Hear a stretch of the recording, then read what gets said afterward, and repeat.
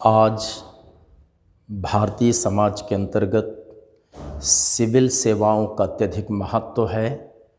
इन सेवाओं के माध्यम से सामाजिक प्रतिष्ठा व आय के स्रोत के साथ सामाजिक सेवा में एक अवसर भी प्राप्त होता है। आज प्रतियोगी परीक्षाओं के अंतर्गत सिविल सेवाओं की परीक्षाओं का महत्व बढ़ता जा रहा है। इन सेवाओं में पहुंचने के लिए लाखों लोग कठोर प्रयत्न करते हैं। वास्तविक रूप से आज समाज में IAS, PCS, PSC, JPSC, BPSC आदि परीक्षाओं का महत्व है। इन प्रतियोगी परीक्षाओं के अंतर्गत वास्तविक रूप से प्रारंभिक परीक्षा, मुख्य परीक्षा व साक्षात्कार परीक्षाओं का अत्यधिक महत्व है। परमार आईएएस चैनल के द्वारा से यहाँ पर प्रारंभिक परीक्षा, मुख्य परीक्षा और साक्षात्कार परीक्षा इन सभी की विषय वस्तु प्रस्तुत की जाएगी। आज की क्लास में प्रारंभिक परीक्षा के अंतर्गत हम कई विषयों का अध्ययन करें, इसकी कुछ चर्चा करें। सामान्य भूगोल, भारतीय अर्थव्यवस्था, भारतीय राज्य व्यवस्था, सामान्य विज्ञान, जैव विविधता, इतिहास, जलवायु परिवर्तन आदि अत्यधिक महत्वपूर्ण विषय प्रारंभिक परीक्षा के अंतर्गत पूछे जाते हैं। हम परमार आईएएस चैनल के माध्यम से इन समस्त विषयों का पूर्ण रूपेण अध्ययन करेंगे। आज की प्रारंभिक क्लास में हम भूगोल विषय को लेते हैं। भूगोल विषय में प्रारंभ से अंत तक विषय सामग्री प्रस्तुत की जाएगी। यदि इस विषय की समस्त वीडियोज को अवलोकन किया जाता है तो प्रारंभिक परीक्षा की तैयारी विधिवत हो सकती है। भूगोल विषय का हम पूर्ण रूपेण अध्ययन इसे दो भागों में बांट कर सकते हैं, भाग 1 और भाग 2। भाग 1 के अंतर्गत हमें विश्व का भूगोल का अध्ययन करना है और भाग 2 के अंतर्गत भारत का भूगोल का अध्ययन करना है। We have to study the complete geography dividing into 2 parts, part 1 world geography and part 2 Indian geography. आज हम भाग 1 विश्व के भूगोल को प्रारंभ करेंगे। विश्व के भूगोल के समाप्त होते ही भारत का भूगोल प्रारंभ किया जाएगा। विश्व के भूगोल यानी वर्ल्ड जियोग्राफी को हम कुल 8 मॉड्यूल्स में बांटकर अध्ययन करेंगे। इसमें मॉड्यूल 1 के अंतर्गत सामान्य भूगोल का अध्ययन किया जाएगा। इन module 1 we have to study the general geography. सामान्य भूगोल में उन समस्त तथ्यों, अवधारणाओं का अध्ययन करेंगे जो भूगोल के संबंध में सामान्य परिचय देते हैं। मॉड्यूल 2 भौतिक भूगोल, फिजिकल ज्योग्राफी है, जिसके अंतर्गत हम पृथ्वी के भौतिक तत्वों व अन्य ग्रहों, उपग्रहों के भौतिक तत्वों का अध्ययन करेंगे। आर्थिक भूगोल मॉड्यूल 3 के अंतर्गत है। आर्थिक भूगोल में भारतीय समाज व विश्व की आर्थिक गतिविधियों का अध्ययन किया जाएगा। आर्थिक गतिविधियों में हम कृषि प्रणाली, औद्योगिक प्रणाली, पशुपालन, अन्य प्रकार के व्यवसायों को इसके अंतर्गत रखेंगे। मॉड्यूल 4 मानव भूगोल है, ह्यूमन जियोग्राफी। मानव भूगोल के अंतर्गत संपूर्ण विश्व में मानव के समूहों का अध्ययन किया जाएगा, जिसमें हम प्रजातीय अध्ययन करेंगे। प्रजाति, it means we have to study the race in all over world. There are 3 types of races: Caucasoid, Mongoloid, Negroid. प्रजातीय के अंतर्गत 3 प्रजातियों का विशेष तौर पर अध्ययन किया जाता है: कॉकेशायड प्रजाति, मंगोलायड प्रजाति, निग्रोयड प्रजाति। इस मानव भूगोल के अंतर्गत विभिन्न प्रकार की जनजातियों यानी ट्राइब्स का भी अध्ययन किया जाएगा। मॉड्यूल 5 महाद्वीपीय भूगोल है, कॉन्टिनेंटल जियोग्राफी है, जिसे हम क्षेत्रीय भूगोल या प्रादेशिक भूगोल के रूप में भी जानते हैं। इसमें हम जितने महाद्वीप हैं, हमारे 7 महाद्वीप, इन्हें क्रमागत रूप से अध्ययन हम करेंगे। राजनीतिक भूगोल यह मॉड्यूल 6 के अंतर्गत है। राजनीतिक भूगोल में वैश्विक स्तर की राजनीतिक गतिविधियों पर दृष्टिपात किया जाएगा। आज पूरे विश्व में 2 देशों के मध्य युद्ध की चर्चा पर चर्चा है। रूस और यूक्रेन के मध्य कौन सी राजनीतिक गतिविधियां हैं, क्यों ऐसी तस्वीर बन रही है, या एशिया में ताइवान से संबंधित चीन के कुछ मामलों पर चर्चा हो रही है। कौन से बिंदु हैं, क्यों, क्या भविष्य होगा, ऐसी परिस्थितियां निर्मित क्यों होती हैं, इन समस्त बिंदुओं पर अध्ययन हम राजनीतिक भूगोल के अंतर्गत करेंगे। मॉड्यूल 7 में मानचित्र भूगोल, मैप जियोग्राफी को रखा गया है। इसमें वैश्विक स्तर और भारतीय स्तर पर विभिन्न प्रकार के उन मैप्स को हम समझेंगे जिनसे संबंधित प्रश्न आईएएस की परीक्षा, पीसीएस की परीक्षा, बीपीएससी, एमपीपीएससी, जेपीएससी या अन्य राज्यों की सिविल सेवाओं की प्रारंभिक परीक्षाओं में प्रश्न पूछे जाते हैं। और मॉड्यूल 8 और आखिरी मॉड्यूल अन्य भूगोल है, अदर जियोग्राफी, जिसके अंतर्गत भूगोल से संबंधित अन्य तथ्यों को रखा जाएगा। यदि हम भूगोल विषय के इन समस्त 8 मॉड्यूल को पढ़ते हैं तो विश्व भूगोल की तस्वीर स्पष्ट हो जाएगी। प्रारंभिक परीक्षा के विभिन्न प्रकार के प्रश्नों को सॉल्व किया जा सकता है। इसी प्रकार हम भारत के भूगोल में भी इसी प्रकार के 8 मॉड्यूल को रखेंगे। भूगोल विषय को सही रूप से अंतर्निहित करने के लिए आज हम विश्व के भूगोल के 8 मॉड्यूल में से मॉड्यूल 1 प्रारंभ करते हैं। मॉड्यूल 1 का नाम है सामान्य भूगोल, जनरल जियोग्राफी।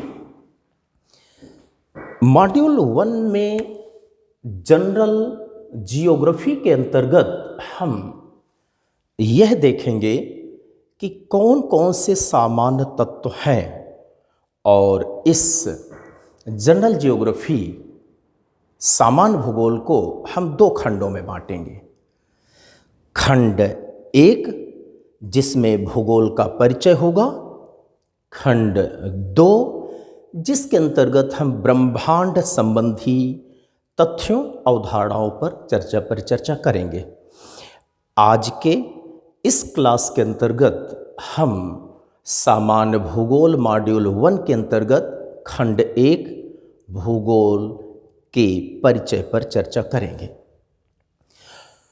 भूगोल के परिचय के लिए आवश्यक है कि हम ये समझें भूगोल का आशय क्या है, सामान्य शब्दों में भू पृथ्वी गोल यानी स्फेरिकल, भूगोल से गोल पृथ्वी से हम ले सकते हैं। वास्तव में भूगोल शब्द अंग्रेजी की जियोग्राफी शब्द का हिंदी रूपांतरण है। अंग्रेजी का जियोग्राफी शब्द लैटिन भाषा के दो शब्दों से मिलकर बना है। प्रथम शब्द है जियो और दूसरा शब्द है ग्राफी। जियो का आशय पृथ्वी होता है, ग्राफी का आशय वर्णन करना या व्याख्या करना है। यदि लैटिन भाषा के इन दो शब्दों को जियो और ग्राफी को मिला दिया जाए तो जियोग्राफी शब्द बना, और जियोग्राफी शब्द का आशय हो गया पृथ्वी का वर्णन करना, यानी भूगोल में पृथ्वी का वर्णन करना है। With in geography we have to describe about the earth, पृथ्वी का अध्ययन करना है। किंतु प्रश्न एक यह है कि ये पृथ्वी आई कहाँ से, और पृथ्वी से अंतर संबंधित ग्रह या अन्य खगोलीय पिंड आए कहाँ से।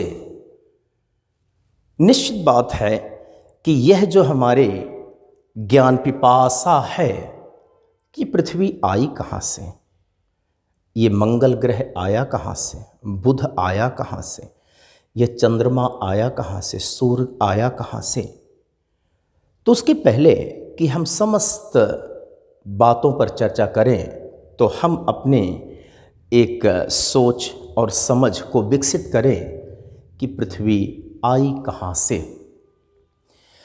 पृथ्वी के उद्भव या ग्रहों तारों के उद्भव के जानने के पूर्व हमें कुछ अवधारणाओं या शब्दों का ज्ञान आवश्यक है, क्योंकि पृथ्वी के उद्भव के समय विभिन्न प्रकार के अवधारणात्मक शब्द आएंगे। अगर उन अवधारणात्मक शब्द का विधिवत हमें ज्ञान होगा तो निसंदेह तभी हम बेहतर ढंग से भूगोल विषय को अंतर्निहित कर सकते हैं। अतः आवश्यक है कि सबसे पहले कुछ हम सामान्य अवधारणाओं, सामान्य शब्दों का सामान्य अर्थ समझ लें। उनका वैज्ञानिक अर्थ जहाँ पर आवश्यक होगा वहाँ पर समझा जाएगा। इनमें हम प्रथम शब्द लेते हैं, प्रथम अवधारणा वह है द्रव्य। द्रव्य को हम पदार्थ के रूप में भी जानते हैं, और इसकी अगर हम अंग्रेजी लें तो अंग्रेजी सब्सटेंस होती है और पदार्थ है, इसे हम मैटर बोलते हैं। इसका मतलब यह है कि द्रव्य या पदार्थ एक अवधारणाएं। हमें अपने परीक्षाओं में ऐसे शब्दों को समझना होता है और इनका एक सही उत्तर देना होता है। द्रव्य है क्या, तो निश्चित बात हम कम शब्दों में यदि समझें कि द्रव्य एक तत्व होता है, और एक ऐसा तत्व जो स्थान घेरता है और जिसका द्रव्यमान होता है, has the place and has the mass. ऐसे तत्व को हम द्रव्य या पदार्थ कहते हैं। अगर इस परिभाषा के तहत हम उदाहरण दें तो निसंदेह मिट्टी एक द्रव्य है, चट्टान एक द्रव्य है, जल एक द्रव्य है, हवा भी द्रव्य है। वास्तव में द्रव्य से ही हमारा संसार बना है, द्रव्य पदार्थ के रूप में है। दूसरी अवधारणा हम लेते हैं परमाणु। परमाणु शब्द आया जिसकी अंग्रेजी हम एटम लेते हैं, एटम परमाणु आया।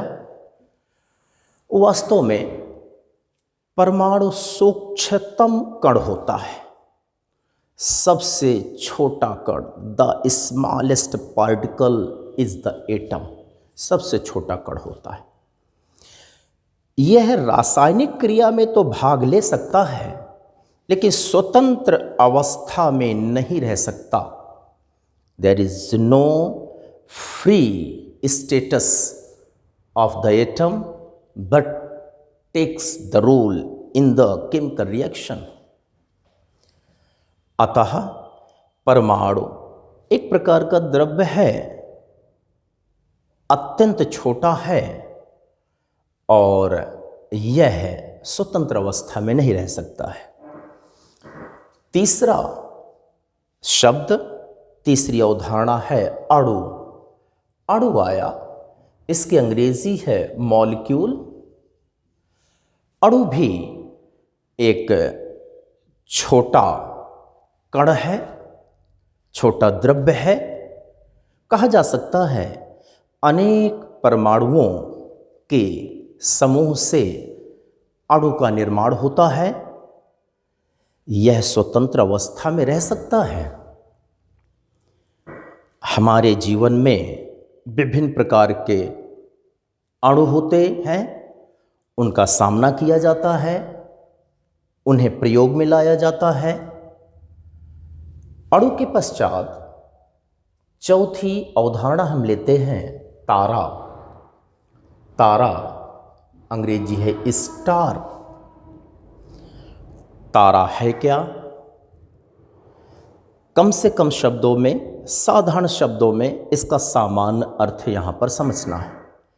लेकिन जब हम तारे के जन्म और तारे के भविष्य की चर्चा करेंगे, उस समय तारा को वैज्ञानिक रूप से हम समझेंगे। यहाँ पर यह कहा जा सकता है कि एक गैस का बादल है, नेबुला कह सकते हैं उसे, निहारिका। तो एक गैस का बादल है और धीरे धीरे इस गैस के बादल के आंतरिक भाग में हाइड्रोजन गैस हीलियम में बदलने लगी। यही गैस का बादल धीरे धीरे अपने आंतरिक भाग से प्रकाश उत्सर्जित करेगा। वहाँ पर नाभिकीय संलयन क्रिया होती है और इस गैस के बादल में नाभिकीय संलयन प्रक्रिया हुई, परिणामतः हाइड्रोजन हीलियम में बदलने लगी और प्रकाश उत्सर्जित होने लगा। और ऐसे प्रकाश उत्सर्जित करने वाले खगोलीय पिंड को तारा कहते हैं। सामान्य अर्थों में हमारे खगोल में विभिन्न प्रकार के आकाशीय पिंड हैं। इन आकाशीय पिंडों में जो पिंड स्वयं ऊर्जा उत्सर्जित करता है, स्वयं प्रकाश उत्सर्जित करता है, ऐसे प्रकाश उत्सर्जित करने वाले खगोलीय पिंड को तारा कहा जाता है। सूर्य तारा का एक उदाहरण है। तारों में से एक प्रॉक्सिमा सेंचुरी तारा है। प्रॉक्सिमा सेंचुरी तारा यह सौरमंडल के सर्वाधिक समीप है। आईएएस, पीसीएस या किसी राज्य की पीएससी परीक्षाओं में एक प्रश्न प्रारंभिक परीक्षा में पूछा जाता है। प्रश्न यह होता है कि हमारे सौरमंडल के सर्वाधिक समीप के तारे का नाम क्या है? उस तारे का नाम है प्रॉक्सिमा सेंचुरी। यदि हम इस प्रश्न को अंतर्निहित करते हैं, याददाश्त बनाए रखते हैं, निश्चित है परीक्षा में ऐसे प्रश्न का उत्तर हम बहुत ही कुशलतापूर्वक हल कर सकते हैं। इसी प्रकार से एक और तारा है साइरस या डॉग स्टार। साइरस या डॉग स्टार एक ऐसा तारा है, यदि हम आकाश में देखें तो जितने दिखने वाले तारे हैं उन सभी दिखने वाले का तारों में सर्वाधिक चमकीला तारा है। हमारी सिविल सेवाओं की परीक्षाओं में, प्रारंभिक परीक्षा में एक प्रश्न पूछा जाता है कि आकाश में दिखने वाले तारों में से सर्वाधिक चमकीला तारा कौन सा है? तो वह हमारा साइरस या डॉग स्टार तारा है। हम सामान्य अर्थ समझते समय यह भी जान चुके हैं कि कोई खगोलीय पिंड, हेवनली बॉडी, अगर वह प्रकाश उत्सर्जित करने की क्षमता उसमें है तो वह तारा है। और हमने 2-3 तारों का यहाँ पर चर्चा भी की। उसके बाद हम 5वीं अवधारणा लेते हैं। 5वीं अवधारणा ले परिभ्रमण। परिभ्रमण शब्द लेते हैं। परिभ्रमण की अंग्रेजी रोटेशन लेते हैं। हमारी प्रतियोगी परीक्षाओं में और विशेषकर सिविल सेवाओं में हिंदी शब्दावली के साथ अंग्रेजी शब्दावली का ज्ञान आवश्यक है। ऐसी स्थिति में हम शब्दों के अर्थ भी समझ जाते हैं और प्रश्नों का उत्तर भी सही करते हैं। वास्तविक रूप से देखा जाए तो हमें अपनी प्रारंभिक परीक्षा की तैयारी के साथ ही साथ प्रश्न पत्रों की भाषा से भी परिचित होना चाहिए। मैं प्रयास करूंगा कि प्रारंभिक परीक्षा के प्रश्न पत्रों की भाषा का भी ध्यान रखूं और उन भाषा से जुड़े शब्दों की भी मैं चर्चा करता रहूंगा। परिभ्रमण शब्द आया, रोटेशन शब्द आया। अब परिभ्रमण है क्या? तो मैं ये कहूं कि मैं एक केंद्र लेता हूं और उस केंद्र में ही कोई चीज चक्कर लगा रही है, round and round and round in its centre, in its axis. तो अगर वह अपने केंद्र में ही चक्कर लगाती है, सपोज दैट इस केंद्र में उसने एक चक्कर लगाया, तो इस केंद्र के इस चक्कर को, इस सर्कल को परिभ्रमण कहा जाएगा। इसका मतलब ये कि अगर कोई खगोलीय पिंड है वह अपने केंद्र में ही अगर घूमता है तो इस घूमने की विधि को हम परिभ्रमण कहेंगे। वास्तव में अगर हम देखें तो हम ये कह सकते हैं कि हमारे आकाश में, हमारे अंतरिक्ष में जो खगोलीय पिंड हैं, मुख्य तौर पर इन सभी खगोलीय पिंडों में 2 प्रकार की गतियां होती हैं। There are 2 types of movements mainly in all heavenly bodies in the space। इस दृष्टिकोण से प्रथम गति है जिसे हम परिभ्रमण कहते हैं और दूसरी गति है परिक्रमण। परिक्रमण को रिवोल्यूशन कहा जाता है।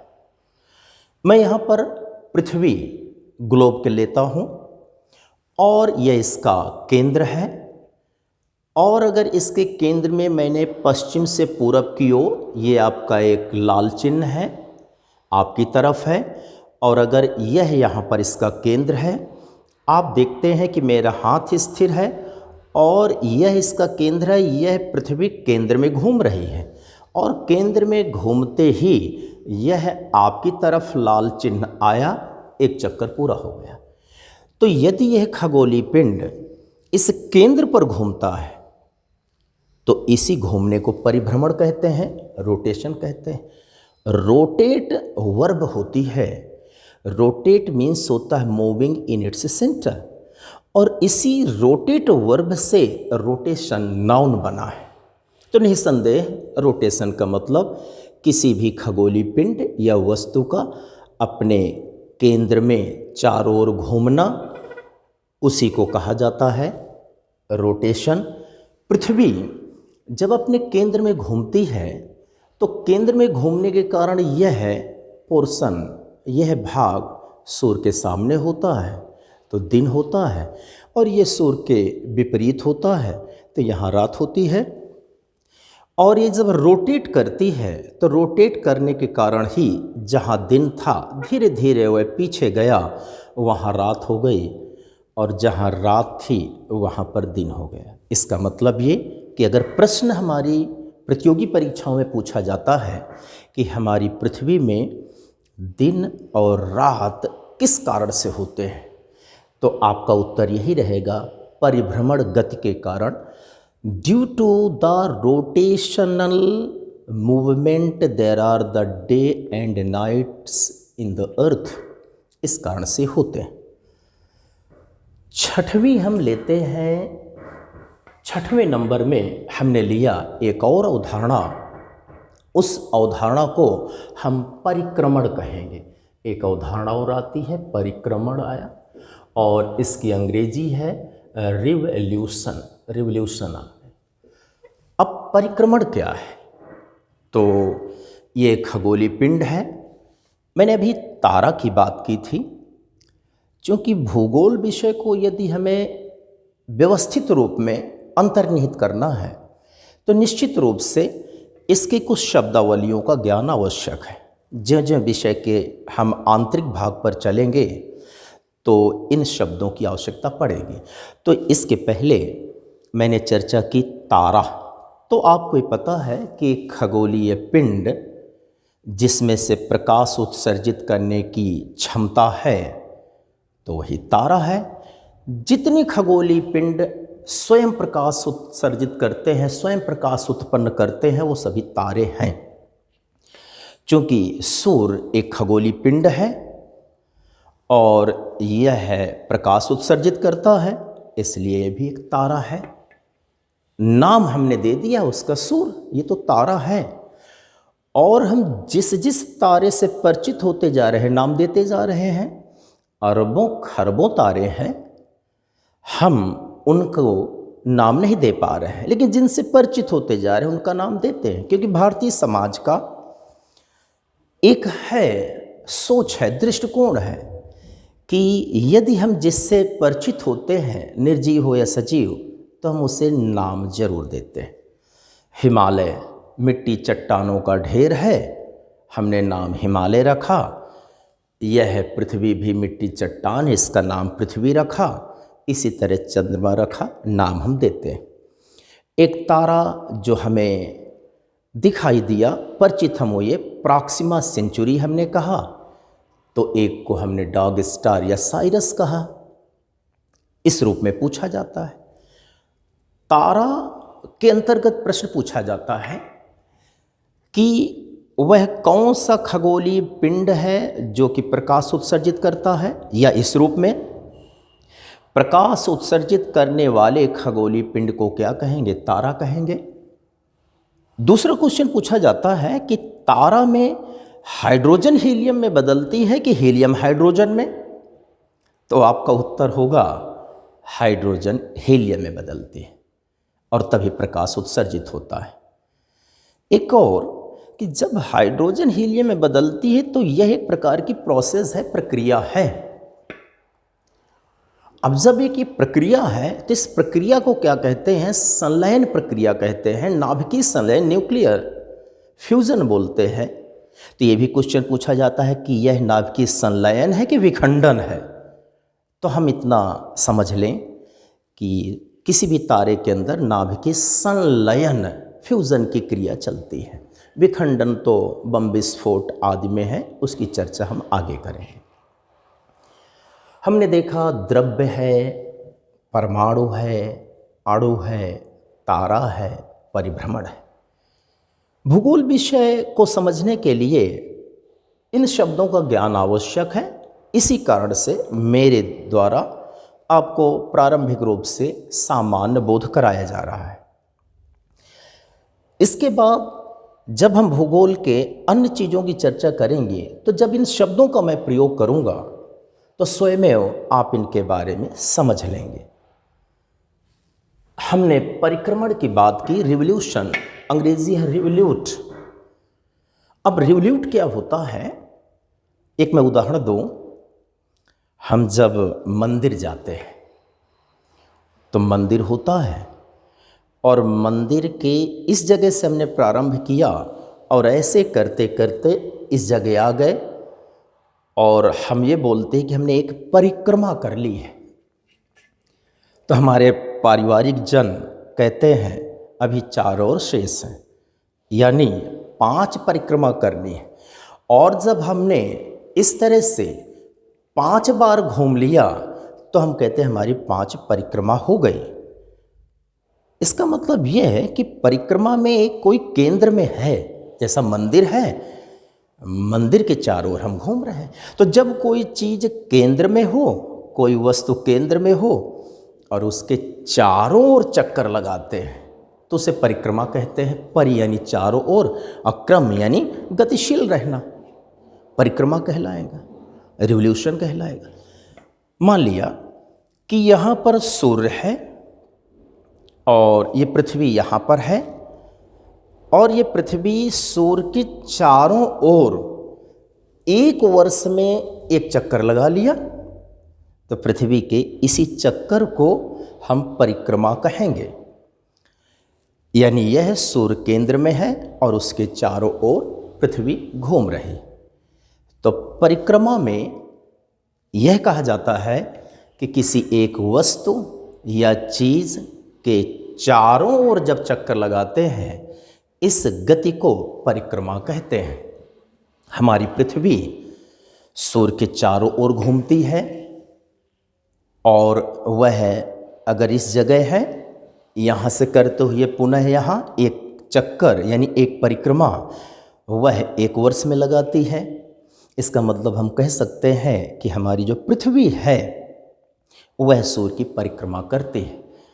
Whenever I have to explain about the revolution, so you have to think that the surrounding of the earth in the sun, परिक्रमा यदि मैं कहता हूँ तो इसका मतलब यह है कि पृथ्वी सूर्य के चारों ओर घूमती है। या पृथ्वी के अलावा मैं बुध ग्रह ले लूँ तो बुध ग्रह भी परिक्रमा करता है। इसका मतलब मैंने अभी आपसे कहा था कि हमारे जितने आकाशीय पिंड हैं, खगोलीय पिंड हैं, हेवनली बॉडीज़, इन समस्त हेवनली बॉडीज़ में खगोलीय पिंडों में 2 प्रकार की गतियां हैं। एक है परिभ्रमण की गति, रोटेशन की, एक है परिक्रमण की यानी रिवोल्यूशन की। हमारी पृथ्वी ये परिभ्रमण कर रही है, रोटेट कर रही है। ये सूर्य है, इसके चारों ओर घूम रही है, तो यह रिवोल्यूट कर रहे हैं, रिवोल्यूशन है यानी परिक्रमण। अगर पृथ्वी ग्रह के अलावा मैं आपको शुक्र ग्रह लूँ तो शुक्र ग्रह भी वह भी परिभ्रमण करेगा यानी परिक्रमण करेगा और वह भी परिभ्रमण करेगा। अगर मैं अरुण या वरुण की बात करूं, ये ग्रह भी यानी परिभ्रमण करेंगे, परिक्रमण करेंगे। जब पृथ्वी परिक्रमण करती है सूर्य की तो हमारी पृथ्वी पर ऋतुएं आती हैं, मौसम बदलते हैं, ऋतुएं आती हैं। एक क्वेश्चन हमारी सिविल सेवाओं में पूछा जाता है प्रारंभिक परीक्षा में कि पृथ्वी पर ऋतुएं किस गति के कारण आती हैं, तो हमारा उत्तर होगा परिक्रमण गति के कारण। और पृथ्वी में दिन और रात किस गति के कारण होते हैं, तो वह परिभ्रमण के कारण है, रोटेशन के कारण है। तो ये प्रश्न पूछे जाते हैं। अगर आप विगत वर्षों के प्रश्न पत्रों का अनावरण करें, प्रश्न पत्रों को देखें, तो आप इस प्रकार के प्रश्नों को पा जाएंगे। मेरा इरादा है, मेरा विचार है कि छोटे से लेकर के बड़े तक हर प्रकार के प्रश्न का उत्तर आपको तैयार हो जाए, जिससे कि बहुत ही सहज रूप से आप प्रारंभिक परीक्षा को पास कर सकें।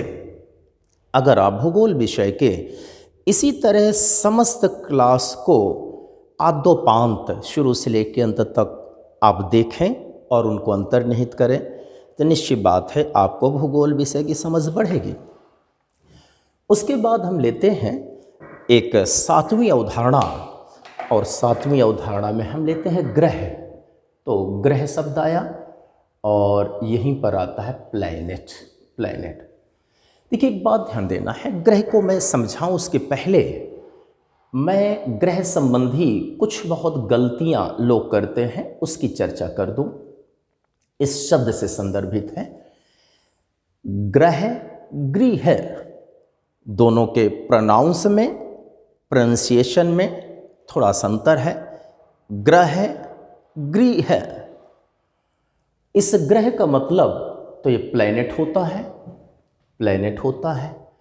और गृह का मतलब हम यहाँ पर होम ले लेते हैं। अक्सर लोग कहते हैं गृह प्रवेश, तो वास्तव में वह गृह का प्रवेश नहीं होता, गृह प्रवेश होता है। क्योंकि लोग घर बनाते हैं और उसी घर में प्रवेश करते हैं। लोग कोई प्लैनेट नहीं बनवाते, ना प्लैनेट में जाते हैं। पृथ्वी प्लैनेट छोड़ करके नहीं जाना होगा। अगर पृथ्वी प्लैनेट छोड़ना है तो पलायन वेग पाना होगा, उससे अधिक वेग हो जाएगा तो जा सकते हैं। पुनः हम लौटे ग्रह शब्द आया, तो इस ग्रह शब्द में हम ये कहें कि कोई खगोलीय पिंड जो सॉलिड हो लेकिन स्वयं का प्रकाश ना हो, उसे हम ग्रह कहते हैं। पृथ्वी है, एक सॉलिड मटेरियल है, लेकिन इसका स्वयं का प्रकाश नहीं है, तो ये ग्रह है। तो खगोलीय पिंड जिसका स्वयं का प्रकाश ना हो वह ग्रह है, तो पृथ्वी ग्रह है। लेकिन एक और विशेषता है कि ग्रह का काम होता है कि वो किसी तारा के चारों ओर घूमे। तो हम कह सकते हैं मुख्य तौर पर कि ऐसा खगोलीय पिंड जो प्रकाशवान नहीं है किंतु किसी तारा के चारों ओर घूमता है, तो वह ग्रह है। मैं आपसे कहूं कि बृहस्पति एक खगोलीय पिंड है और वह बृहस्पति स्वयं का प्रकाश भी नहीं रखता है, लेकिन वह सूर्य जैसे तारा के चारों ओर घूमता है, इसलिए वह ग्रह है। पृथ्वी में स्वयं का प्रकाश नहीं है, लेकिन यह सूर्य जैसे तारा के चारों ओर घूमती है पृथ्वी, इसलिए ग्रह है। तो ग्रह यानी अंधकारमय होते हैं।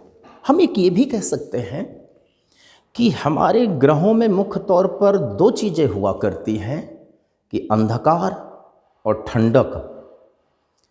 अगर इनमें तारे का प्रकाश ना पड़े तो इसमें प्रकाश संभव नहीं है और न ही ताप उतनी मात्रा में संभव है।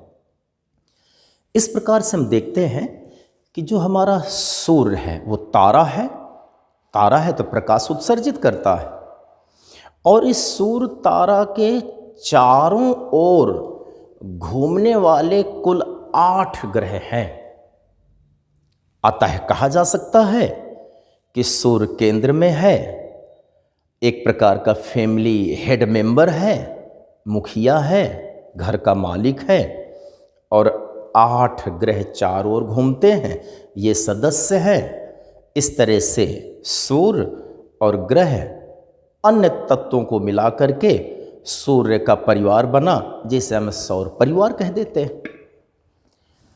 हमने देखा कि ग्रह इस रूप में है, प्रकाशहीन है यानी बिना प्रकाश का है, और यह तारा के चारों ओर घूमता है। हम अगले बिंदु में लेते हैं और वह उपग्रह ले लेते हैं। 8वें नंबर में उपग्रह ले लेते हैं।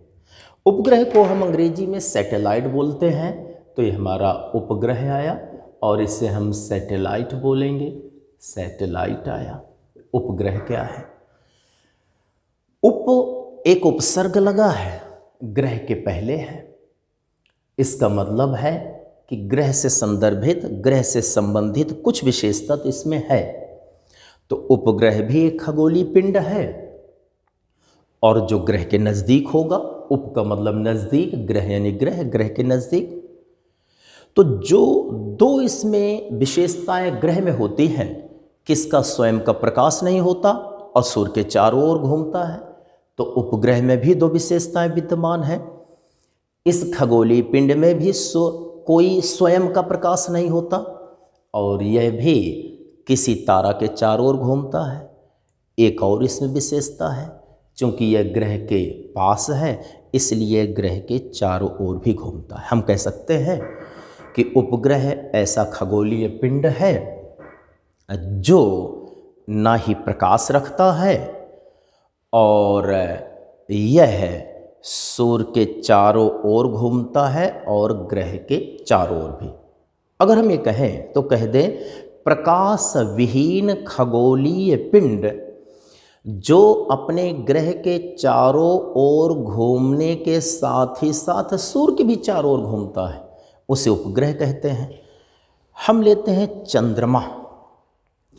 चंद्रमा एक खगोलीय पिंड है और वह खगोलीय पिंड ऐसा कि वह पृथ्वी के चारों ओर घूमता है, और चूंकि पृथ्वी के चारों ओर घूमता है तो हमेशा घूमता है, और पृथ्वी जब परिक्रमण करती है तो वह भी परिक्रमण करता है, और इस तरह से सूर्य की परिक्रमा भी करता है। तो चंद्रमा हमारा उपग्रह है। हम देखिए इन शब्दों को भूगोल के अंतर्गत कहीं ना कहीं पाते हैं, और इन शब्दों को अगर हम व्यवस्थित रूप में वर्णित करते रहें तो भूगोल विषय बहुत ही सहज रूप में, सरल रूप में समझा जा सकता है।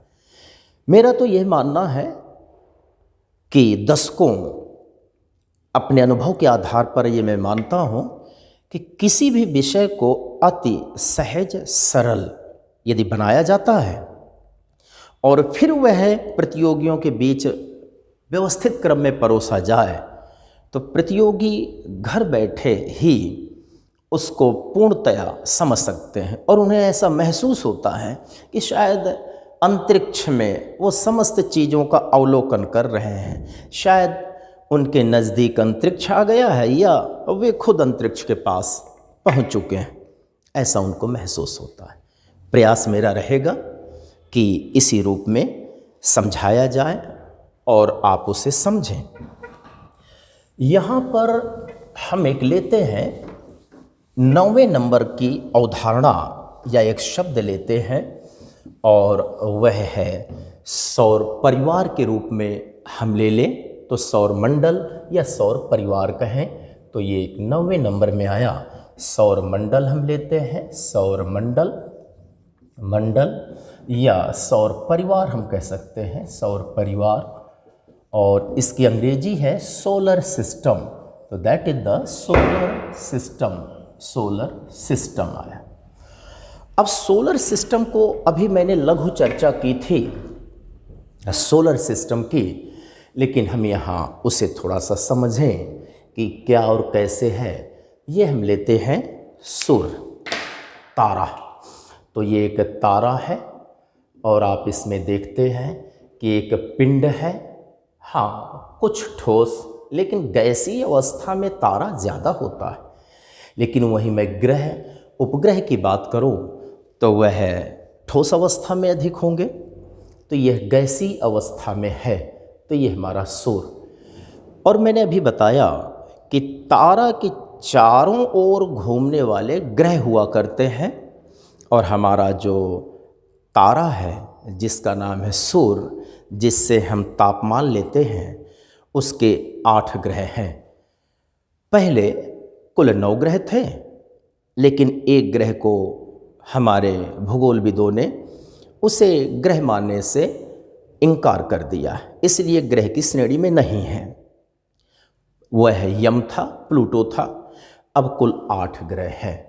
तो अगर मैं कहूँ तो यहाँ 8 ग्रहों में लेते हैं 8 ग्रह, तो यह है बुध आया, तो बुध है, शुक्र है, पृथ्वी है, मंगल है, बृहस्पति है, शनि, अरुण, वरुण। अब ये हमारे 1 2 3 4 5 6 7 8 ग्रह आ गए, और इन ग्रहों को अब हम समझें कि क्या हैं और कैसे हैं, किस रूप में हैं। तो 8 ग्रहों में हम देखते हैं कि पहला आया बुध है, तो ये बुध है, और बुध को हम अंग्रेजी में कहते हैं मरकरी, तो यह है मरकरी कहा जाएगा। यह शुक्र आया, शुक्र है, और शुक्र को हम वीनस कहते हैं, वीनस हुआ। यह पृथ्वी है, पृथ्वी, हालांकि इसकी पर्यायवाची भू, वसुधा, वसुंधरा, अवनि, मेदिनी, लेकिन हम लोग अधिकांश रूप से पृथ्वी नाम से जानते हैं, और इसकी अंग्रेजी अर्थ होती है, तो बुध है, शुक्र है, पृथ्वी है।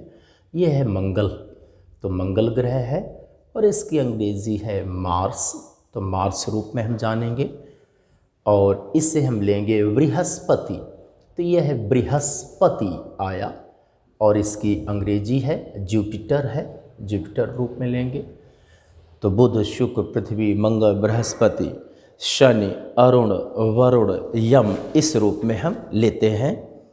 तो अब आया कि शनि लें और जुपिटर यानी बुध शुक्र पृथ्वी मंगल बृहस्पति शनि अरुण वरुण, तो शनि अरुण और वरुण। शनि आया, इसकी अंग्रेजी सेटर्न होती है, सेटर्न। अरुण और यूरेनस आया, यह यूरेनस हुआ। वरुण यह नेपच्यून आ गया, नेपच्यून। अब ध्यान दीजिए, मैंने अभी अवधारणाओं की चर्चा की, अब उनका हम उपयोग में लाते हैं। बुध ग्रह है, तो बुध ग्रह में भी दो गतियां हैं, एक परिभ्रमण की और एक परिक्रमण की। तो बुध यहाँ परिभ्रमण करता है और साथ में वह परिक्रमण करता है। तो ऐसे परिक्रमण आप देखते हैं, इसकी जो परिक्रमण है वह वृत्ताकार नहीं है, गोलाकार नहीं है, परवलयाकार है। अब परवलयाकार में ये गति कर रहा है। शुक्र है तो शुक्र भी परिक्रमण कर रहा है, और आप देखते हैं कि इसका जो परिक्रमण है वह परिक्रमण सूर्य के चारों ओर है। और हमारी पृथ्वी है, हमारा पृथ्वी ग्रह है, और पृथ्वी ग्रह भी सूर्य की परिक्रमा कर रहा है, और यह आपका 1 वर्ष में परिक्रमा पूरी होती। इसी तरह समस्त ग्रह बुध शुक्र पृथ्वी मंगल बृहस्पति शनि अरुण वरुण सभी गति करते हैं। और देख लीजिए, सबसे बड़ा परिपथ, सबसे बड़ा मार्ग, सबसे बड़ा रास्ता यानी ऑर्बिट, वह आपका आखिरी जो 8वें नंबर का है, 1 2 3 4 5 6 7 8, 8वें नंबर का है, तो वह है वरुण का। यह है, तो निश्चित बात है सूर्य की परिक्रमा कई कई वर्षों में लगा पाएगा। अब हम ये देखें कि सूर्य तो मुखिया हुआ, उसी प्रकार से जैसे घर का दादा और पूरा परिवार है, घर का दादा मुखिया है। अगर बेटों को कुछ खरीदने के लिए अगर पैसों की आवश्यकता है या कुछ कार्य करना है, तो दादा के आसपास घूमेंगे और दादा से अनुमति लेंगे। घर की बहुएं भी दादा से अनुमति लेंगी, घर के बच्चे भी दादा से अनुमति लेंगे। अच्छा, दादा के परितः क्यों सब लोग घूम रहे हैं? दादा घर का मुखिया है, शक्तिशाली है, और दादा में आर्थिक गुरुत्वाकर्षण है। इसका मतलब सूर्य में एक शक्ति है, गुरुत्वाकर्षण, gravitational force has been taken by sun. सूर्य में गुरुत्वाकर्षण शक्ति है, तो सूर्य इस गुरुत्वाकर्षण शक्ति से इन सब को अपने ओर खींचे हुए है। हालांकि प्रयास करते हैं ग्रह दूर जाने का, लेकिन गुरुत्वाकर्षण शक्ति बहुत अधिक है, ये खींचे रहते। उसी तरह घर के दादा के पास एक गुरुत्वाकर्षण शक्ति है, that is money. In the life we have money and money. For money we are surrounding the दादा, ग्रैंडफादर। उसी प्रकार से ये गुरुत्वाकर्षण शक्ति से सब बंधे हैं। एक्चुअल में है भी क्या? अगर आप पृथ्वी छोड़कर देखें तो जैसे यह एक गोला है और इसको मैं हवा में थ्रो कर दूं और छोड़ दूं और यह यहीं पर लटका रहे, तो बस पृथ्वी हमारी ऐसी हवा में लटकी है, कोई सपोर्ट नहीं है, कुछ भी नहीं। अगर हम पृथ्वी छोड़कर जाएं और देखें तो हमें लगेगा अंतरिक्ष में ये तो हवा में लटकी है, नो सपोर्ट, कुछ भी नहीं। लेकिन कितनी महान है धरती माँ कि खुद हवा में लटकी है, लेकिन हमें घर बनाने के लिए, पिलर के लिए, दीवार के लिए वह वहाँ पर ज़मीन देती है, नींव के लिए ज़मीन देती है। ऐसी धरती माँ है। लोग क्या कर रहे हैं? इसी धरती माँ में जन्म लेते हैं और पल रहे हैं, लेकिन इस धरती माँ की हत्या भी कर रहे हैं।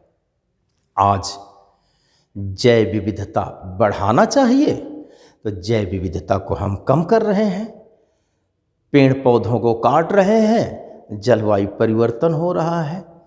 पेड़ पौधे काट रहे तो निश्चित बात है जैव विविधता में कमी, क्योंकि जैव विविधता में दो चीज़ें आती हैं, यानी जीव आते हैं, और जीव दो में होते हैं, पौधों में और जंतुओं में। तो हम पौधे भी काट रहे हैं, चाहे वह सड़क का गलियारा बनवाना हो या फिर बहुत अच्छी टाउनशिप तैयार करानी हो, हम निश्चित है काट रहे हैं पेड़ों को। साथ में यह भी है कि हम पेड़ों को लगा भी नहीं रहे उस स्तर से, प्लांटेड भी नहीं कर रहे। तो आज हम पेड़ काटते जा रहे हैं, और पेड़ कटने से उनके आसपास जो जीवित थे जंतु वो भी मर रहे हैं। और दूसरी बात, हम शिकार कर रहे हैं और शिकार से जंगली जीव जंतुओं को मार भी रहे हैं। अब चाहे हाथी दांत का बना कोई आभूषण हो या फिर मृग की छाला पहनकर हम कहते हैं कि हम पवित्र हैं, लेकिन मैं इतना ज़रूर कहूँगा, जिस पर हमने जन्म लिया, जिस धरती माँ पर, उस पर पौधरोपण करिए और उस पर जीवों को बचाए रखिए। अगर पौधे बचे हैं, जीव बचे हैं, तो इंसान नामक जीव भी बचा है। अगर ये दोनों नहीं हैं तो इंसान भी नहीं होगा, चाहे पेरिस हो या अन्य जगहों पर। जलवायु परिवर्तन जैसे विशेष समझौते हो रहे हैं, लेकिन इनका हल तभी माना जाएगा जब धरती माँ को हम जैव विविधता के बढ़ावा में साथ दें, जलवायु परिवर्तन को रोकें, तापमान में वृद्धि न होने दें, तभी संभव है। अब आप देखें, हमारी ऐसी पृथ्वी है तो हमें ये लगा, और हम ये देख भी रहे हैं कि सारे ग्रह इसी के आसपास घूम रहे हैं। गुरुत्वाकर्षण शक्ति है, ग्रेविटेशनल फोर्स, तो ये मुखिया है, तो इसी के नाम से तो परिवार होगा, और इसका नाम हमने सूर्य रखा है, तो हम कह सकते हैं सूर्य परिवार। नहीं है तो सौर परिवार, सौर परिवार हम ये कह सकते हैं, सोलर फैमिली है। लेकिन हम जैसा देखते हैं कि घर में बच्चे भी तो सदस्य होते हैं परिवार के। अगर लंबे समय से हमारा कोई घर में साथ देने के लिए दूसरे परिवार का भी सदस्य है, तो वह भी तो परिवार का हिस्सा होता है। तो इनके अलावा अन्य भी खगोलीय पिंड हैं जो कि सौर परिवार के सदस्य हैं। अब अन्य में हम यहाँ पर एक चर्चा करें, हमारा चौथा जो ग्रह है। अच्छा, इन 4 ग्रह ये इधर के हुए और 4 इधर के हुए। ये 4 सूर्य के अंदर की ओर हैं, इसलिए इन्हें आंतरिक ग्रह कह देते हैं, इनर प्लैनेट्स बोल देते हैं। और ये सूर्य से बाहर की तरफ हैं, इसलिए इन चारों को आउटर प्लैनेट्स कहते हैं, बाह्य ग्रह कहते हैं। आपका क्वेश्चन IAS, PSC, PCS में पूछा जाता है, और ये पूछा जाता है कि इनमें से कौन आंतरिक ग्रह नहीं है, which is not the inner planet in these options. इसका मतलब 3 आपके आंतरिक ग्रह होंगे, 1 बाह्य ग्रह से लिया गया होगा। और यदि आप क्रम से सभी याद रखें और दिमाग में इस बात को रखें कि प्रारंभ के 4 आंतरिक और 4 बाद वाले बाह्य, तो आंतरिक ग्रह और बाह्य ग्रह। और अगर फिर क्वेश्चन ये पूछा जाएगा इनमें से कौन बाह्य ग्रह नहीं है, इसका मतलब 3 बाह्य होंगे ऑप्शन में, 1 ऑप्शन आंतरिक का होगा। और जब ऐसा होगा तो अगर इस क्रम में याद है तो आप तैयार कर लेंगे। मैं जब और चलूँगा आगे तो इनको मैं आपको क्रमशः याद भी करा दूंगा। और मेरा ये मतलब होता है कि सिर्फ पढ़ाया न जाए, तैयार कराया जाए। Because success is depend on the preparation, not only the reading. Reading से चीज़ें हम थोड़ा बहुत सीखते हैं और तैयारी से सर्वस्व सीखते हैं। तो मैं तो तैयार कराऊंगा। जब इनका चैप्टर आएगा तो मैं क्रमशः प्रयास करूंगा कि याद हो जाए। हालांकि अभी तक आपने अपने मानस पटल पर इनका अंकन कर लिया होगा, इनको धीरे धीरे समझने का प्रयास कर लिया होगा। अगर मैं आंतरिक ग्रह का आखिरी ग्रह लूं, जिसे हम मार्स कहेंगे, मंगल, और बाह्य ग्रह का पहला ग्रह लेते हैं जिसे बृहस्पति, तो इन दोनों ग्रहों के बीच में देखिए जगह है, ये देखें, और ये देखें, ये जगह है दोनों के बीच में, ये है जगह है, ये है। होता यह है कि बृहस्पति ग्रह अपने सौर परिवार के सभी ग्रहों में द लार्जेस्ट, सबसे बड़ा है। और समय समय पर बृहस्पति से छोटे छोटे पार्ट अलग भी हुए हैं। कुछ मंगल से भी हुए हैं, लेकिन मुख्य तौर पर बृहस्पति से अलग हुए। मान लें कि इससे एक टुकड़ा अलग हुआ, वह छोटा भी हो सकता है, बड़ा भी हो सकता है। ये एक अलग हुआ, तो यहीं पर एक दूसरा, तीसरा अलग हुए। तो ये जो ग्रह है, ग्रह से टूटे हुए ये पार्ट है, भाग है, तो ग्रह तो नहीं है, लेकिन ग्रह के छोटे भाग हैं। इसका मतलब ग्रह का छोटा रूप है, तो हम छोटा ग्रह कह सकते हैं। लेकिन क्षुद्र ग्रह नाम दिया गया है, तो क्षुद्र ग्रह नाम इन्हें दिया गया है। और आस्टिरायड नाम दिया गया है, ये आस्टिरायड है। इसी तरह छोटे छोटे टुकड़े इकट्ठा होते गए। लगभग माना गया कि 40,000 छोटे छोटे टुकड़े हो गए। और ये ग्रह तो नहीं है, क्षुद्र ग्रह है, आस्टिरायड्स हैं, और ये 40,000 से अधिक है। और जैसे मंगल, बृहस्पति ये सूर्य के चारों ओर गति करते हैं, वैसे ये आस्टिरायड बीच में रहते हुए सूर्य की परिक्रमा करते हैं। अब प्रश्न आपका ये होगा, क्या अन्यत्र नहीं पाए जाते?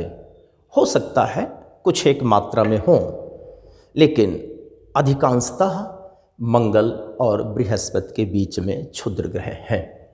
और ये एक प्रकार की बेल्ट बन गई है, पट्टी बन गई है। और इसी बेल्ट और पट्टी को हम क्षुद्र ग्रह पट्टी बोलते हैं, आस्टिरायड्स।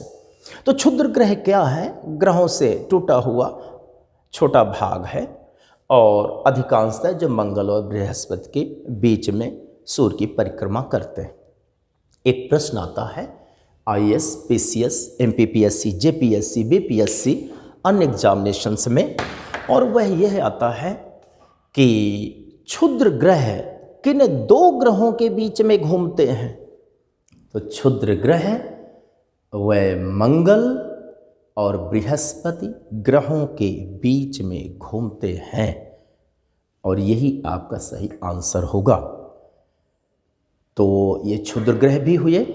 इसका मतलब सौर परिवार में एक तो सूर्य हो गया, दूसरी बात यह है कि यहाँ पर लें तो सारे ग्रह हो गए, तीसरा लें तो क्षुद्र ग्रह हो गया, क्षुद्र ग्रह। और इसी तरह चौथे नंबर में हम लें तो धूमकेतु आ जाता है, धूमकेतु जिसे कॉमेट्स बोलते हैं। और पांचवें नंबर में हम लें तो यहाँ पर और आ जाते हैं धूल कण आदि आ जाते हैं।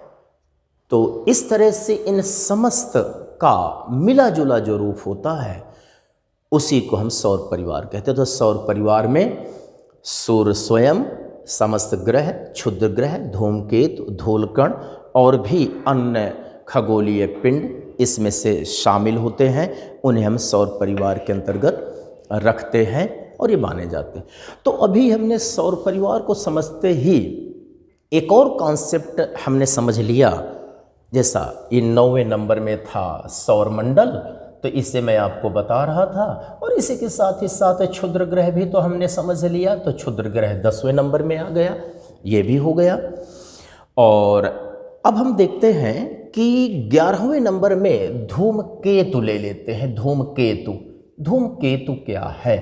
तो धूमकेतु कॉमेट, COMET, कॉमेट आया। तो एक बात ध्यान दें कि सूर्य के समीप हिमानी और बर्फ और गैस के कुछ कण, और ऐसे गैसियस जो कण है, इनसे एक तत्व, एक द्रव्य बनता है। तो यानी बर्फ और गैस आदि के मिला जुला जो एक मटेरियल बनता है सूर्य के चारों ओर, उससे हम धूमकेतु कहते हैं। और धूमकेतु सूर्य के चारों ओर घूमते हैं। सूर्य के तापमान के प्रभाव स्वरूप ये धीरे धीरे, चूँकि बर्फ से बने होते हैं, तो पिघलते हैं, और जिससे धुआं जैसे हमें दिखाई देता है, और हमें लगता है इसके कि पूंछ सी बन गई है। तो पूंछ सी दिखाई देती है, तो हमें आकाश में पूंछ से दिखाई देने वाला जो तत्व होता है, जो द्रव्य है, उसे हम धूमकेतु कहते हैं। सूर्य के चारों ओर घूमते हैं और इनकी लाखों किलोमीटर लंबी पूंछ हो सकती है, तो धूमकेतु आया। यहाँ पर मैं आज की क्लास में आपको यह बताऊं कि भूगोल विषय के अंतर्गत विश्व का भूगोल हमें पढ़ना है। इसे 8 मॉड्यूल में पढ़ना है। तो इन 8 मॉड्यूल के लिए मैंने सामान्य शब्दों को समझाया। अब यहाँ पर 12वें नंबर में हमें लेना है ब्रह्मांड, यूनिवर्स। ब्रह्मांड, यूनिवर्स, इसे हम कॉस्मॉस भी कहते हैं, कॉस्मॉस भी कहते हैं। अभी ब्रह्मांड क्या है और ये आया कैसे? तो मैं ये कह सकता हूं कि एक कोई मौलिक कण था और उसी से तारा बना, ग्रह बने, उपग्रह बने, क्षुद्र ग्रह बने, धूमकेतु बने। ये तो एक कोई मूल कण था, वही आया और उसी से सब कुछ बना। लेकिन उस मूल कण कहां से आया? क्या ईश्वर ने पहुंचाया? प्रभु ने पहुंचाया? भगवान ने पहुंचाया?